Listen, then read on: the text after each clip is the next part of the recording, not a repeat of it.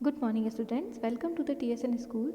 आज हम पढ़ने वाले हैं आपकी हिंदी व्याकरण की पुस्तक वनीशा का पाठ 25 जो कि है निबंध लेखन यानी ऐसे राइटिंग। निबंध किसे कहते हैं? निबंध शब्द दो शब्दों से मिलकर बना है जो कि है नी धन बंध। इसका अर्थ होता है भली प्रकार से बंधी हुई रचना, अर्थात वह रचना जो विचारपूर्वक क्रमबद्ध रूप से लिखी गई हो। तो इस प्रकार निबंध की परिभाषा हुई। निबंध वह गद्य रचना है जो किसी विषय पर क्रमबद्ध रूप से लिखी गई हो। निबंध मुख्यतः 4 प्रकार के होते हैं। सबसे पहला वर्णनात्मक निबंध। तो ऐसे निबंध जिसके अंतर्गत विषय विशेष के बारे में विस्तार से वर्णन किया जाता है, जैसे किसी मेले, त्योहार, ऋतु आदि का वर्णन करना वर्णनात्मक निबंध की श्रेणी में आता है। दूसरा है विवरणात्मक निबंध। विवरणात्मक निबंधों के अंतर्गत ऐसे विषय आते हैं जिनमें विषय का विवरण दिया जाता है, अर्थात विशेष स्थानों, स्मारकों, घटनाओं, यात्राओं आदि का विवरण प्रस्तुत करना विवरणात्मक निबंध की श्रेणी में आता है। तीसरा प्रकार है भावात्मक निबंध। भावात्मक निबंध में भावों का महत्वपूर्ण स्थान होता है। इनमें किसी विषय जैसे मित्रता, परोपकार, मानवता आदि विषयों पर लिखने वाला अपने मन के भावों को प्रकट करता है। तो जिन निबंधों में अपने मन के भावों को प्रकट किया जाता है वे भावात्मक निबंध की श्रेणी में आते हैं। चौथा और आखिरी प्रकार है विचारात्मक निबंध।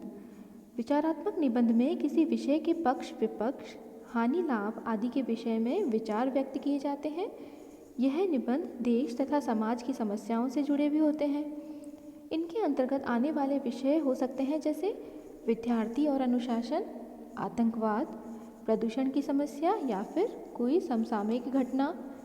इस तरह के विषयों पर लिखे गए निबंध विचारात्मक निबंध कहलाते हैं, जिनमें हम अपने विचारों को प्रकट करते हैं।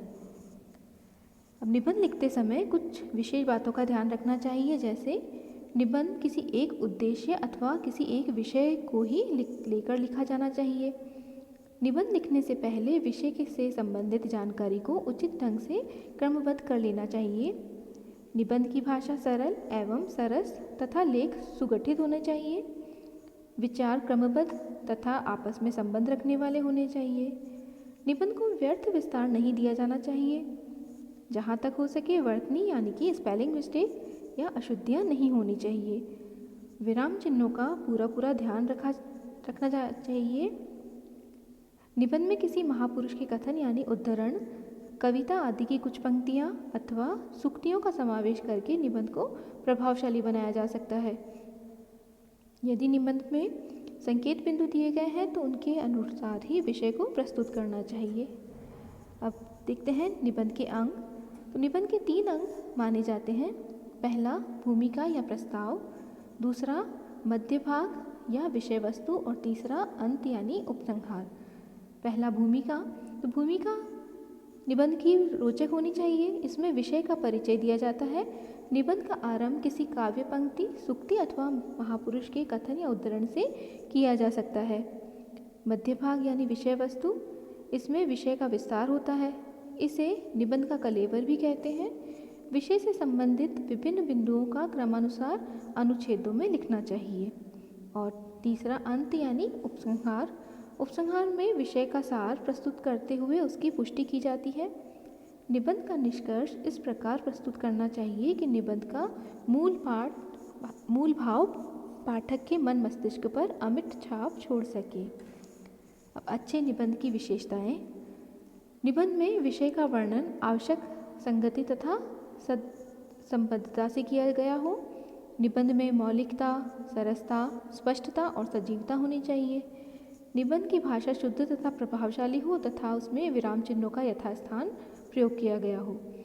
निबंध में उद्धरणों, सूक्तियों, मुहावरों, लोकोक्तियों, काव्य पंक्तियों तथा प्रसंगों का यथास्थान उल्लेख होना चाहिए और निबंध लेखन से पूर्व उसकी रूपरेखा बना लेनी चाहिए।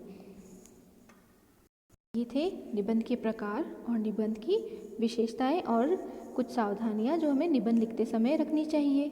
अब आपकी पाठ्य पुस्तक में कुछ निबंध दे रखे हैं जिनमें है कैंसर एक भयानक बीमारी, हमारे विश्वसनीय बैंक, जनरेशन गैप, धन और मैं कौन हूँ। इन्हें पढ़कर आप अच्छे से समझिए कि किस तरह से निबंध रचना की जाती है और दिए गए बिंदुओं पर अपने विचार प्रकट करते हुए निबंध लिखिए।